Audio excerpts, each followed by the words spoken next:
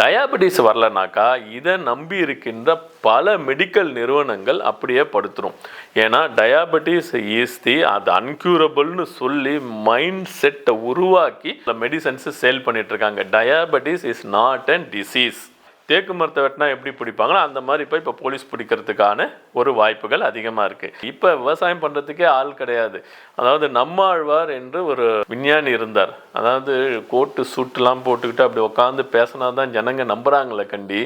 அந்த நம்மாழ்வார் என்பவர் விவசாயத்தை பற்றி அவ்வளோ ஒரு சயின்டிஸ்ட்டு அவ்வளவு அழகாக அதை பற்றி சொல்லுவார். அதை யாரும் காதில் வாங்கிறதே கிடையாது. அதை யாரும் எடுத்துக்கவே இல்லை. பில்டிங் கட்டுறது, கன்ஸ்ட்ரக்ஷன் பண்ணுறது, எப்படி காட்டை அழித்து விவசாய நிலத்தை அழித்து பில்டிங் கட்டலாங்கிறதுல தான் நிறைய கான்சன்ட்ரேஷன் போயிட்டு இருக்க கண்டி. ஒரு விவசாயத்தை வளர்க்கணும். பெரிய மேகவெடிப்பு அழிச்சு போயிட்டுனாக்கா எல்லாமே போயிடும். ஆனால் அந்த நேரத்தில் கூட சாப்பாடு சாப்பிடாம யாருக்கும் இருக்க முடியாது. வணக்கம், நான் உங்கள் வழக்கறிஞர் நாராயணன். இன்று என்னை போன்ற சமூக ஆர்வலர்களுக்கு ஒரு நல்ல செய்தி, ரொம்ப சந்தோஷப்படக்கூடிய ஒரு செய்தியாக கவர்மெண்ட் ஒன்று சொல்லியிருக்குங்க. அது என்னன்னு கேட்டிங்கனாக்கா, இப்போ கவர்மெண்ட் ஒரு ஜியோ பாஸ் பண்ணியிருக்காங்க. அந்த ஜியோவில் பனை மரங்கள் வெட்டக்கூடாது அப்படின்னு சொல்லியிருக்காங்க. இது எங்களை மாதிரி ஆளுங்களுக்கு ரொம்ப சந்தோஷம். ஏன் அப்படி சொல்கிறேன்னாக்கா, பனை மரங்களை வெட்டினோன்னா இனிமேல் அப்ரோப்ரியேட் கவர்மெண்ட் அத்தாரிட்டி கிட்ட பெர்மிஷன் வாங்கிட்டு தான் எந்த பனை மரத்தையும் தொட முடியும். இல்லை ஜஸ்ட் லைக் தட் பனை மரத்தை இனிமேல் வெட்ட முடியாது. ஏன் இது நல்ல செய்தி அப்படின்னு சொல்கிறேன் அப்படின்னு பார்த்தீங்கன்னாக்கா, நீங்கள் இன்றையிலிருந்து ஒரு 30-35 வருடங்களுக்கு பின்னாடி நம்ம சென்று பார்த்தோம்னாக்கா, அப்போ இருந்த மழை, இப்போ இருக்கின்ற மழை, அப்போ இருக்கின்ற அந்த வெதர் சிச்சுவேஷன், இப்போ இருக்கின்ற வெதர் சிச்சுவேஷன் ரெண்டுமே நம்ம கம்பேர் பண்ணோம்னாக்கா, பூமி வெப்பமயல் ஆகுறதுல இப்போ நிறைய ஆயிடுச்சு. அதில் பனைமரத்தை வெட்டினதும் ஒரு காரணம். ஏன் அப்படின்னு கேட்டிங்கனாக்கா, 2 மரம் முழுமையாக தன்னுடைய வாழ்வையே ஜனங்களுக்காக, அதாவது மக்களுக்காக அர்ப்பணித்த 2 மரம்னு பார்த்தீங்கன்னாக்கா, ஒன்று வாழை மரம். நீங்கள் பார்த்தீங்கன்னாக்கா டாப் டு பாட்டம் வாழை மரம் எல்லாத்துக்குமே உதவும். இலையாகட்டும், சாப்பிட பயன்படும், வாழைப்பூ, வாழைப்பழம், இது மெடிக்கலி ப்ரூவ்டு ஒரு பிளான்ட். அது வாழைப்பழம் சாப்பிட்றதுனால டெய்லி எந்தெந்த வியாதிகள் குணமாகும் அப்படின்றத மருத்துவர்களே சொல்லியிருக்காங்க. அதை போன்று பனைமரம், இதை நம்ம யாருமே அதை பற்றி கவலைப்படுறதே இல்லை. தண்ணியே இல்லாமல் வளருகின்ற ஒரு மரம்னாக்கா அது பனைமரம் மட்டும்தான். பனைமரம் சரி, இதனுடைய பலன்கள் என்ன அப்படின்னு பார்க்கும்போது, ஜென்ரலாக ஃபஸ்ட்டு பனைமரம் நிலத்தின் பயோ சைக்கிளை பாதுகாக்குது. பனைமரம் மழை பெய்யும் போதே அதை அப்படியே உறிஞ்சி டைரெக்டாக பூமிக்குள்ளே அனுப்பிச்சு ஃபில்டரைஸ்டு வாட்டர், அதாவது மழை நீரை சுத்திகரிப்பு பண்ணி பூமிக்குள்ளே அனுப்புறதுனால நிலத்தின் நீர் மட்டம் எப்பவுமே ஃப்ரெஷ்ஷாக நல்லா இருக்கிறதுக்கு பனைமரம் உதவி செய்யுது. 2வது, பனைமரம் நுங்கு கொடுக்குது. பழம் சாப்பிடலாம். அந்த பனை ஓலைகள் அந்த காலத்துலலாம் ஃபேனே இருக்காத காலத்தில் இருந்து அந்த பனை ஓலையில் தான் விசிறி செஞ்சு வச்சுருப்பாங்க, வீசிகிட்டு இருப்பாங்க. இன்னும் கிராமப்புறங்களில் அந்த விசிறி வச்சு வீசினா தான், நீங்கள் என்ன தான் பிளாஸ்டிக் விசிறி வீசுறதை விடவும் அந்த பனை மரத்து விசிறியில் வீசினால் அது கொடுக்கின்ற காற்றே ஒரு சுகம்தான். அந்த மாதிரி பல ப்ராடக்ட்டுகள் அந்த பனை மரத்தில் இருந்து செய்ய முடியும். பனை ஓலையிலிருந்து விசிறி செய்வாங்க, முரம் செய்வாங்க, அந்த சாப்பாடு எடுக்கிற அந்த காலத்தில் தொன்னைன்னு சொல்லுவாங்க, அந்த தொன்னைகள்லாம் செய்வாங்க. இந்த மாதிரி பல விஷயங்கள் அந்த பனை இலையிலிருந்து செய்வார்கள். இதுக்கெல்லாம் மேலே பதநீர் என்பது பனைமரத்தில் இருந்து வருவது தான். அதுவும் குடிப்பதற்கு பயன்படும். இது இல்லாமல் ஒரு போதைப் பொருளாகவும் ஒரு சில இடங்கள்ல அந்த கல் எடுப்பாங்க. கல்லை பற்றி நம்ம பேச வரல. அதுவும் கம்பேரிட்டிவ்லி நீங்கள் ஆல்கஹால் கண்டென்ட் இந்த பியூரேஜஸ் ப்ராக்டிக்கல், அதாவது ப்ரிசர்வேட்டிவ் போட்டு பண்ணுங்க இந்த பியூரேஜை விட அந்த கல்லுன்னு பார்த்தாக்கா ஒரு 7% தான் அதில் போதை இருக்கும். அதனால் அது இந்த சாராயத்தை விட அது எவ்வளோ மேல் தான். ஆனால் நம்ம கல்லை ப்ரிஃபர் பண்ணுறது கிடையாது. அந்த கல்லுன்றதை விட்டுடுவோம்.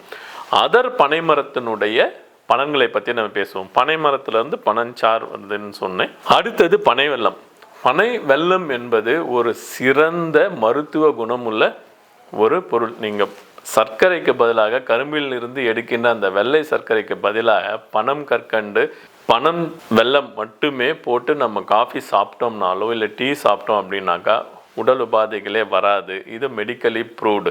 இது ஏன் பனை மரம் வளர்க்க விடாமல் பலர் பண்ணுறாங்க அப்படின்னு பார்த்தோம்னாக்கா இது வந்து சோஷியலி இருக்கிறது தான். இது உண்மையாகவும் இருக்கலாம், உண்மை இல்லாமலும் இருக்கலாம்.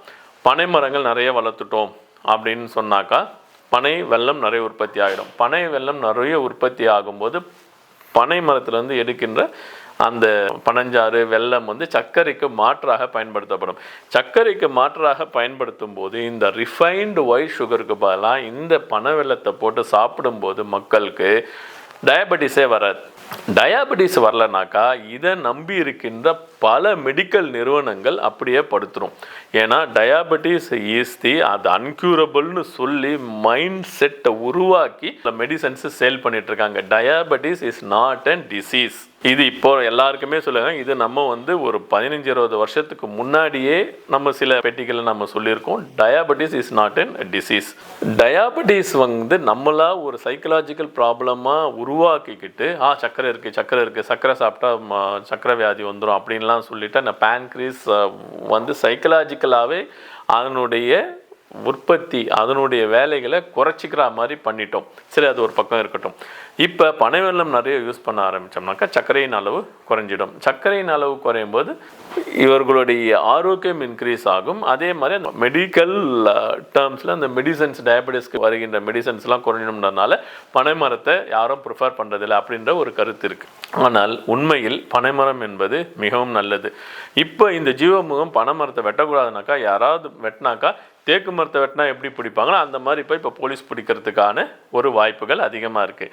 அதை விட நீ வெட்டக்கூடாது அப்படின்றத இன்னும் நிறைய சாப்ளிங் பண்ணணும். இதுவும் நம்ம பல காணொலிகளில் போட்டு இருக்கின்றோம். இந்த ஒரு சின்ன எக்ஸாம்பிள்னாக்கா இந்த சீமான் நடத்திய ஒரு மரங்களின் மாநாடு பற்றி நான் பேசும்போதும் தனியாக ஒரு பெரிய மரங்களை பற்றி நான் நிறைய காணொலியில் பேசியிருக்கின்றேன். அதனுடைய பலங்கள் என்னன்றது. அதே மாதிரி இந்த ரிவர் பெல்ட்ஸ் இருக்கு இல்லைங்களா, ஆற்றுப்படுகைகள், அது ஃபுல்லாக இந்த பனை மரங்களை சாப்ளிங் பண்ணி நட்டு வச்சோம்னாக்கா நீர் செழித்து இருக்கும். மண் வளம் அந்த அளவு பெருகும். இந்த மண்புழு விவசாயம் அப்படின்னு சொல்கிறாங்க. இப்போ விவசாயம் பண்ணுறதுக்கே ஆள் கிடையாது. அதாவது நம்மாழ்வார் என்று ஒரு விஞ்ஞானி இருந்தார். அதாவது கோட்டு சூட்டுலாம் போட்டுக்கிட்டு அப்படி உட்காந்து பேசினா தான் ஜனங்க நம்புகிறாங்களே கண்டி. அந்த நம்மாழ்வார் என்பவர் விவசாயத்தை பற்றி அவ்வளோ ஒரு சயின்டிஸ்ட்டு அவ்வளவு அழகாக அதை பற்றி சொல்லுவார். அதை யாரும் காதில் வாங்கிறதே கிடையாது, அதை யாரும் எடுத்துக்கவே இல்லை. அந்த நம்மாழ்வார் கூறி இருக்கின்ற அந்த சயின்டிஃபிக்கல் அக்ரிகல்ச்சர் பற்றி நம்ம படித்தோம்னாக்கா யாருமே இந்த இங்கிலீஷ் மெடிசன் போக மாட்டோம். அந்த மாதிரி இயற்கையிலேயே கீரைகளும் செடிகளிலும் இருந்துமே நம்மளுடைய வாழ்வாதாரத்தை நம்மளுடைய நோய் நொடிகளை போக்கிக் கொள்ளலாம் என்பது அவருடைய கருத்து. அதே மாதிரி இந்த பனை மரத்தினுடைய அந்த பனங்கிழங்கு ஃபுல்லி அது வந்து ஃபைபர்னது நார்ச்சத்து. பனைக்கிழங்கு ஒரு மாதத்தில் அட்லீஸ்ட் ஒரு 20 நாள் தொடர்ந்து சாப்பிட்டு வந்தாங்கனாக்கா அவர்களுடைய கம்ப்ளீட் ஹெல்த் வந்து இம்ப்ரூவ் ஆகிடும். நீங்கள் ஃபஸ்ட்டு பனைங்கிழங்கு சாப்பிட்றதுக்கு முன்னாடி மாஸ்டர் ஹெல்த் செக்கப் எடுத்து பாருங்கள். 20 நாள் அட்லீஸ்ட் டெய்லி கிடைக்காதுன்றதுனால நான் ஒரு 20 நாள் 30 நாள் சாப்பிடலாம். இல்லை டெய்லி கொஞ்சமாவது எடுத்துகிட்டு ஆஃப்டர் 30 டேஸ் போய் நம்ம பார்த்தோம்னாக்கா பிளட் சுகர் இருக்காது, கொலஸ்ட்ரால் இருக்காது, ஃபேட்டி லிவர் இருந்தால் குறைஞ்சிருக்கும். இந்த மாதிரி what ever it is the general medical complication எல்லாமே குறைஞ்சிருக்கும். இது நான் சொல்லலைங்க, இது மெடிக்கலி ப்ரூவ் பண்ணியிருக்காங்க. மெடிக்கல் ப்ரூவ் பண்ண ரிசர்ச் பண்ண மேட்டர் தான் நான் சொல்கிறேன்.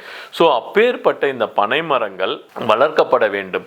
இந்த ரிவர் பெல்ட்டில் வளர்க்கணும். அதே மாதிரி ஒரு பாலைவனமாக இருக்கின்ற இடத்துல கூட பனைமரம் வளரும். பாலைவனமாக இருக்கின்ற இடத்தில் பனைமரம் வளர்த்து 20 வருடங்கள் கழித்து பார்த்தால் அது சோலைவனமாக மாறும். இது எழுதப்பட்ட உண்மை.